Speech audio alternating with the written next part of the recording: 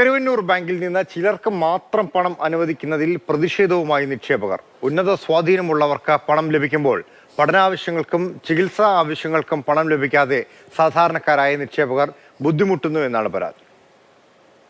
Karuvannur cooperative സൊസൈറ്റിയിൽ 10 ലക്ഷം രൂപയോളം deposit ഉണ്ടായിരുന്നു. അതിൽ പല ഘടുവായിട്ട് നമ്മൾക്ക് ഒരു 1.5 ലക്ഷം രൂപയോളം കിട്ടി. ബാലൻസ് എമൗണ്ട് ഇപ്പോൾ അവിടെ ഉണ്ട്. എൻ്റെ കുട്ടികളുടെ വിദ്യാഭ്യാസത്തിന് വേണ്ടിയിട്ട് 2 പേരുടെ വിദ്യാഭ്യാസത്തിന് വേണ്ടിയിട്ട് ഞാൻ ആപ്ലിക്കേഷൻ വെച്ചിരുന്നു മുന്നേ, അതായത് 1 വർഷം മുന്നേ ആപ്ലിക്കേഷൻ വെച്ചു. അതുപോലെ എനിക്കും വൈഫിനും ഒരു ട്രീറ്റ്മെൻറ്റ് വന്നപ്പോൾ ആ ട്രീറ്റ്മെൻറ്റിന് ഫുൾ ബില്ല്, ഹോസ്പിറ്റൽ ബില്ല് എല്ലാം കൂടി ഒരു 2 ലക്ഷം രൂപ താഴെ ആപ്ലിക്കേഷൻ വെച്ചു. അതിലാകെ 25,000 രൂപ കിട്ടിയത്. അത് കഴിഞ്ഞിട്ട് പിന്നെ വെച്ചപ്പോൾ ഇപ്പോൾ നിലവിൽ തരാൻ സംവിധാനമില്ല. കരുവന്നൂർ ബാങ്കിലെ നിക്ഷേപകനായ ജോയിക്ക് 7 ലക്ഷത്തിലധികം രൂപയാണ് ബാങ്കിൽ നിന്ന് ലഭിക്കാനുള്ളത്. മകളുടെ പഠനാവശ്യത്തിനും ഭാര്യയുടെ ചികിത്സയ്ക്കുമായി കരുവന്നൂർ ബാങ്കിൽ നിന്ന് പണം ആവശ്യപ്പെട്ടിരുന്നു. എന്നാൽ അത്യാവശ്യത്തിന് പണം ലഭിച്ചില്ല. ഇതിനിടയിലാണ് ബാങ്കിൽ കുത്തിയിരിപ്പ് സമരം നടത്തിയ കരുവന്നൂർ സ്വദേശി ജോഷിക്ക് നിക്ഷേപം പൂർണ്ണമായും തിരികെ നൽകാൻ ധാരണയായത്.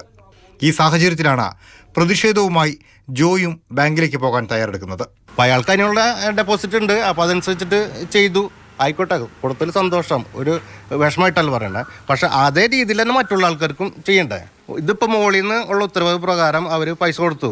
ഇതേപോലെ മോളിൽ നിന്നുള്ള ആൾക്കാർ വിളിച്ച് പറയുമ്പോഴാണല്ലോ, അതേ മുകളിലുള്ള മന്ത്രിയോ അല്ലെങ്കിൽ അതിൻ്റെ പറ്റി പാർട്ടിക്കാർ വിളിച്ച് പറയുമ്പോഴാണല്ലോ ഓരോ ലോണും പാസ്സാക്കി കൊടുക്കണേ. കരുവന്നൂർ ബാങ്കിൽ നിക്ഷേപവും സർക്കാർ സഹായങ്ങളും ലഭിച്ചിട്ടും ഇപ്പോഴും ആവശ്യത്തിന് പണം ലഭ്യമാകുന്നില്ല എന്നാണ് നിക്ഷേപകർ പറയുന്നത്. മാതൃഭൂമി ന്യൂസ്, തൃശൂർ.